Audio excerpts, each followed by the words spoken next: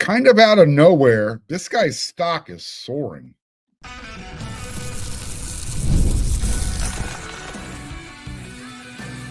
You are Locked On Trojans, your daily podcast on the USC Trojans, part of the Locked On Podcast Network, your team every day.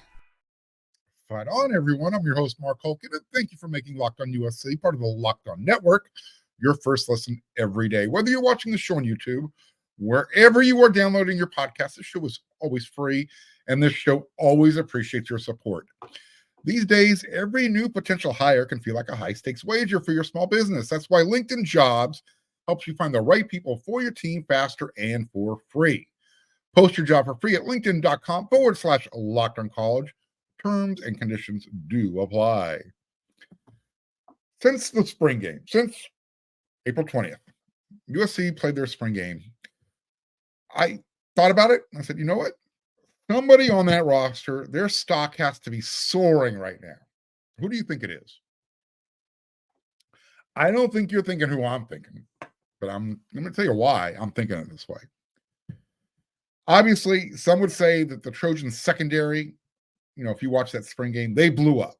Has everybody's confidence soaring. If you want to buy stock, get in on Doug Belk's group. And you know what? They'd be correct. That's a strong buy. The Trojan secondary, they're trending up. But you know what? They were kind of trending up before Antonlynn kind of got involved. It started in the Holiday Bowl, and then it popped in the spring game. However, my player with the highest stock at the moment, coming out of nowhere. Right now, after Bear Alexander, I would say it's, ready? Kobe Pepe. His stock is probably as high as it's ever been since he arrived at USC from St. John Bosco. And look, unless there's some super secret immediate impact player out there in the portal who still exists, which I doubt, since all the other high-end targets are, they're pretty much all committed. Everybody at USC has been interested in, looking at, bringing in for a visit. They're going somewhere else. So I think it's time for Coach Henderson. I need you to take my favorite no-neck fire hydrant and turn him into that hole stuffer that this defense needs. They still need. And when I say no-neck fire hydrant, I say that with love. Anybody who's followed me, who's ever heard me talk about Kobe Pepe, I've always said it. This dude has no neck. He goes from head to shoulders. And what else do you want at nose tackle, right? He's the dude. Look, when he came to USC, he wasn't the right fit. He was in Alex Grinch's scheme. Didn't fit. But look, he's 6'2", 320 pounds, roughly, give or take, plus 10. He's the perfect guy for Antonlynn's defensive scheme. Here's what we know. Here's what I know so far. He's appeared in 3 games in his career at USC. He's got 3 tackles. He's been at USC since the spring of 2020. And he actually since he's been at USC, he saw his most action as a true freshman. Yeah. He got into 2 games against Washington State and Utah. Not in that exact order, and during that season, he collected all 3 of his career tackles. Okay, that happened in the Washington State game. Since then, in 2020, in 2021, he used that season to redshirt. He had shoulder surgery. In 2022, he got into a game against Colorado. That's it. He got into a game against Colorado, and then. And I don't blame him. He jumped in the transfer portal. He was going to test it out. He did that right after USC won 11 games. But that year was all USC's offense. And a defense that was collecting turnovers. I guess that's the best way to put it. Because they weren't doing a whole lot of much else on defense. Kobe Pepe changed his mind after he was in the transfer portal. By the time fall camp rolled around, he wasn't in it anymore. And remember, he stuck around when Alex Grinch was still the defensive coordinator. Interesting, right? When he decided to jump in and jump out, USC still, depth was an issue at that spot. Still is today. They're still trying to find somebody in the transfer portal. 2 years later. But here's the difference. 2 years later, Kobe Pepe is older. He's healthier. And he actually fits the defensive scheme. It's his chance to seize the spot. Seize it. Look, apparently nobody in the transfer portal wants to take it. Why not Kobe Pepe? Seems like he is built to play nose tackle, nose guard. I'll tell you what, as far as I'm concerned, his stock is so high right now, despite not having a lot of playing, experience behind him playing in games. If he had an NIL rep, I would test the market. I'm kidding. What I'm not joking about, though, is that USC has a redshirt senior who has a chance to be this year's Jay Toya, if you want to look at it from that perspective. We know that USC flirted with bringing Toya back from UCLA. Remember, Jay started his college career at USC before he jumped in the transfer portal and ended up at UCLA. But you didn't really know about him until last year playing in Antonlynn's system. So why not, right? I have no idea how much Kobe's shoulder surgery set him back, but I have a pretty good idea that Alex Grinch's defensive scheme didn't help. I picked Kobe's stock to buy. However, it's not just really him. It's that position. Remember, out of nowhere, Dejan Lafitte jumped in the transfer portal. I think he's already settled in at Fresno State. Dejon Benton, he's gone. USC's roster during spring camp, coming out of spring camp, this is who they are listing as defensive linemen. They separate them away from their edge players, the defensive ends. But you've got Nate Clifton, who transferred in December from Vanderbilt. Jude Abasari, the true freshman from Minnesota. Bear Alexander, Elijah Hughes. Those are the guys who they list as defensive linemen, interior defensive linemen. We know that USC has guys who are versatile enough that they can switch from defensive end, slide inside on when needed. Guys like Anthony Lucas. I think Solomon Tuliaupupu, perfect candidate. And we know everyone has high hopes for Carlon Jones coming in. And you've got Ratumana Bulabalavu, both of these guys, big young men, but true freshmen.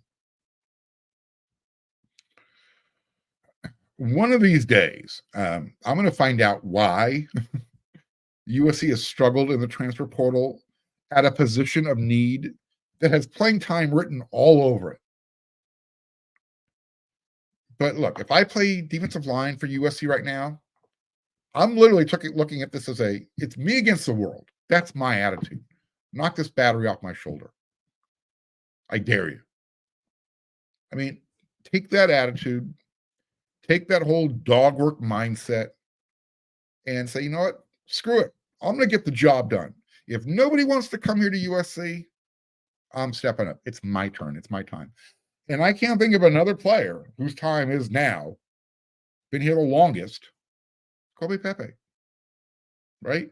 You need a nose tackle. You need a nose guard. He looks like the part.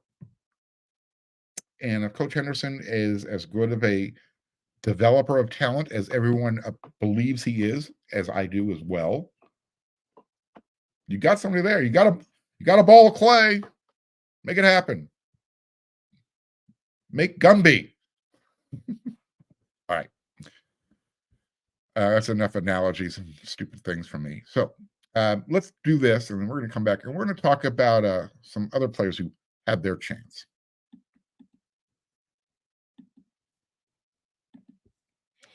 When you're hiring for your small business, you want to have as many top-tier candidates as possible to interview. That's why you have to check out LinkedIn Jobs. LinkedIn Jobs has the tools to help you find the right professionals for your team faster, and they're going to do it for free. LinkedIn isn't just another job board. LinkedIn has a vast network of more than 1 billion with a B professionals, which makes it the best place to hire. And hiring is easy when you have that many quality candidates. So easy, in fact, that 86% of small businesses, they get a qualified candidate within 24 hours. Thankfully, with LinkedIn, the process is intuitive, quick, and easy. They even just launched a feature that helps you write job descriptions, making the process even easier and quicker. Post your job for free at linkedin.com/lockedoncollege. That's linkedin.com/lockedoncollege. And you can post your job for free. Terms and conditions will apply.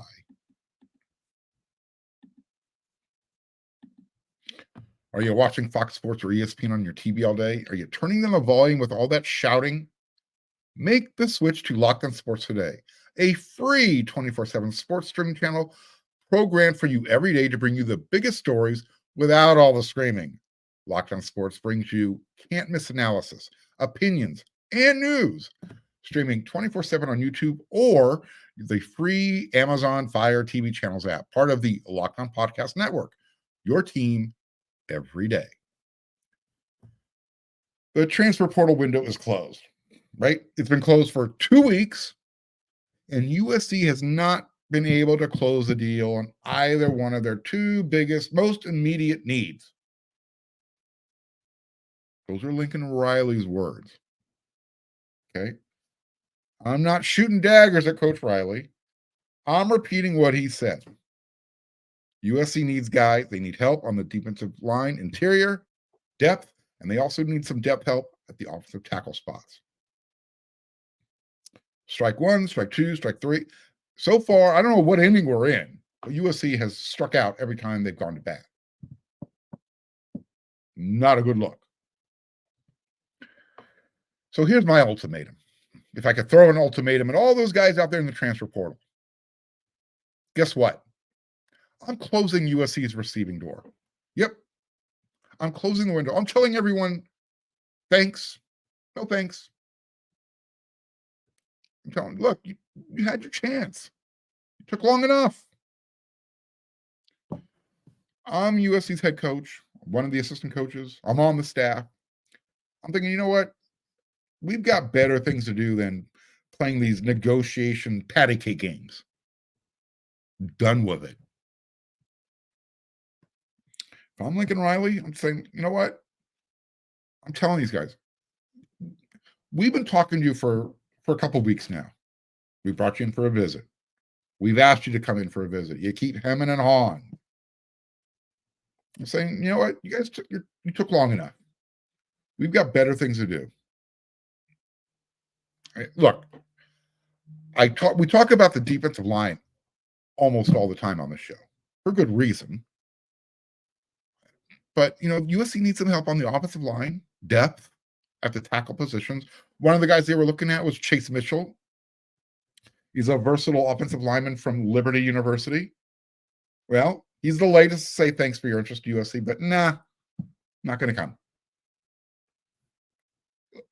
He's a grad transfer. I get why he doesn't want to come to USC.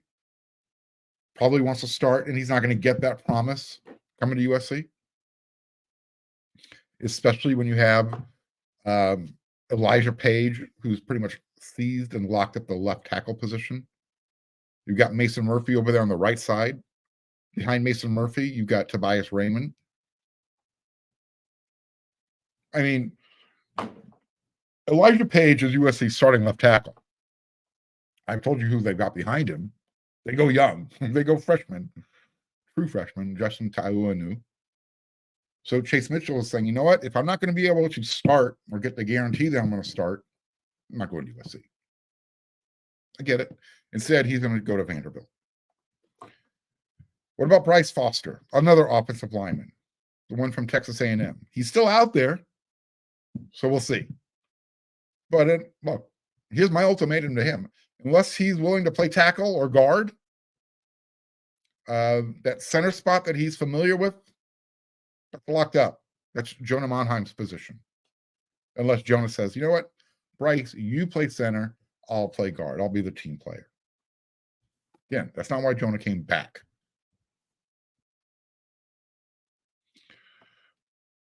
USC has 2 young starting offensive tackles. So this is why USC is having trouble getting a couple of, mid-level veterans to come in and, I don't want to say sit, but to push for playing time, to compete for starting spots. And there aren't any elite immediate impact guys out there waiting in line to come to USC. Told there'd be 100, but there aren't quite that many. I know a lot of you think I'm taking digs at Coach Riley. I'm a sarcastic person. I like Coach Riley. He and I are probably cut from the same cloth. But I'm here to do my job. And that's to remind everybody of what was said, what's needed, and what's happening. USC right now, they're kind of between a rock and a hard place. They've got lots of talented underclassmen waiting behind talented underclassmen who are starting. I mean, again, Mason Murphy is the oldest at right tackle. Behind him, you've got a redshirt freshman in Tobias Raymond. I already talked about Elijah Page and Justin Tahuanu. On the inside, that's where USC has their veteran experience. But that's not what USC is looking for in the transfer portal. As far as that defensive tackle position, defensive interior line, screw it. Again, let's just roll with the big uglies. It's already on the roster. And both sides of the ball. Forget offensive line as well. I'm closing the window. I don't want anybody else that's out there.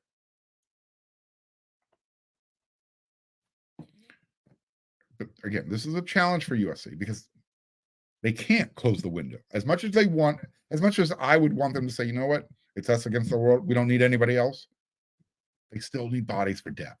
That's the issue. Injuries happen in football. A lot of times in practice, you need bodies to practice.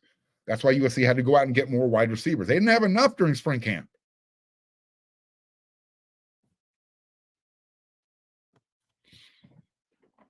So, but this point is, for all those guys out there who showed interest in USC and who USC showed interest in, it's not happening for whatever reason. And at this point, you're probably not going to like this analogy, but USC hanging out of the bar till that 2 a.m. last call, it's not going to solve your wants and desires. I mean, basically what's going to happen is you're going to wake up in the morning and you're going to roll over and go, oh my God, what did I just bring home? If those are the guys who are still out there, there's a reason they're still out there. And there's a reason why USC was waiting to get to this end of the line, so to speak, of who they could bring in that fits what they're looking for. Right now, I think it's what? We're approaching the midnight hour at the bar. Maybe we're already past the midnight hour, right? In fact, we are past the midnight hour. All the good-looking people, they've hooked up. It's it's 1:15. Last call's coming. We've got enough big uglies. No reason to bring in big uglies that you're probably not going to use other than for depth. You need them, bring them in, but just make sure everybody understands, hey, you're here for depth. If they surprise you, they turn into something great. But I don't think USC is going to find those immediate impact guys that they were hoping to find. It's just not happening.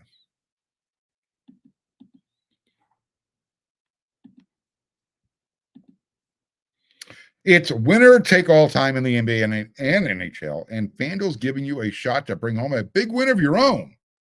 Right now, new customers, you're going to get $150 in bonus bets with any winning $5 bet. That's $150 to bet on spreads, money lines, player props, and more. Visit FanDuel.com/lockedon and make every playoff shot count. FanDuel, America's #1 sportsbook.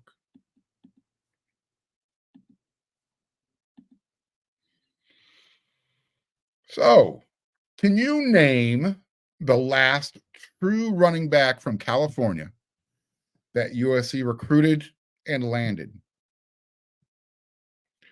Does Rayleigh Brown count? Remember, the reason he left USC, he said he was a running back playing wide receiver. He wasn't happy with his station. As a, just kind of reminder, last year, if you looked at the roster, USC listed him at wide receiver. That's why Rayleigh Brown is at Arizona State now. Thank you for whoever reminded me. I said he was at Fresno State the last time I did an update. Slip of the tongue. I apologize. Thank you, listeners, viewers, for reminding me. Keeping me on my toes. Appreciate it. Since Lincoln Riley took over USC's program, he has definitely shown a huge infinity for running backs from the state of Texas or Oklahoma, from that part of that panhandle part of the country. He's missed out on some of the top guys as well from his neck of the woods. But that's typically where he looks. That's where he's focused, most of his energy. I mean, if you're a California running back, high school running back, it probably feels like you're getting the stink eye. Lincoln Riley's looking at me. Ooh, no, not like that, though. I started to think back to the last California running backs that USC brought in. Was Stephen Carr the last elite running back that USC recruited from the state, from the Golden State? 2019, was it Keenan Christian? He's now a San Diego State Aztec. In 2020, by the way, Keenan Christian was class of 2019. 2020, USC didn't bring in a running back. I know, crazy, huh? Just nuts. In 2021, this is when the Texas thing kind of started to take root, take hold. USC brought in Brandon Campbell. He's since transferred to Houston. Brandon Campbell from the state of Texas. The transfer portal, USC brought in Keontre Ingram. Oh, they also brought in Darwin Barlow. 2 more running backs from the state of Texas. In 2022, we know about Rayleigh Brown. USC brought in 2 transfers. Ironically, from the state of California, Travis Dye, Austin Jones. They started their career at Oregon and Stanford, respectively. I've talked about that briefly in the past on other shows, how USC didn't recruit those guys, but eventually they ended up at USC. And then in the 2023 recruiting class, right back to the state of Texas. Quentin Joyner, Amarian Peterson, Marshawn Lloyd was the portal transfer. He's from the East Coast, DeMatha. He started his career at South Carolina. USC was recruiting him out of high school, though. And then last year, the 2024 recruiting class, Brian Jackson, state of Texas. And here we are now, recruiting the class of 2025. Why am I talking about this? Again, because it looks like USC is going to lose another top running back from the state of California. The other day, Carson Cox, Hesperia, California, Oaks Hill, excuse me. Inland Empire. Number 9 running back in the entire country, according to On3. He's trending to the UCLA Bruins. Now, USC already has a couple of guys committed to play running back. Riley Wormley from, you guessed it, the state of Texas. And they got Harry Dalton III. He's not from Texas. He's from Virginia. And then you have, I guess, the Rayleigh Brown of the class. He's an athlete. Daun Morris, state of Tennessee. We know that USC was looking at Carson Cox early in the process. Heck, Lincoln Riley even landed the plane nearby to stop by and say hello to Carson Cox on his way back from a recruiting trip back east. Talked about that on the show. My everyday listeners, everyday watchers, they remember that. In fact, you guys have been asking, hey, what's up with Carson Cox? Well, what is up with Carson Cox? What is it about the California running backs and USC being so far apart from each other? I don't get it. And you've got guys who have ended up going to Georgia or Alabama. And now you've got Deshaun Foster back at his alma mater, UCLA. And you've got Carson Cox trending to be a Bruin. Deshaun Foster, running back. Really highly recruited running back coming out of Tustin High School. Ended up going to UCLA. So what's going on here? USC running back coaches. You had, Kyle McDonald, who's now with the LA Chargers. He was replaced by Anthony Jones Jr. Before Kyle McDonald, you had Mike Jinks. Why has USC turned its back on the California running back group? I don't get it. What's up? I mean, I get why the running backs were turning their backs on USC before Lincoln Riley arrived. But why is that stink still lingering? Don't get me wrong. Don't get me wrong.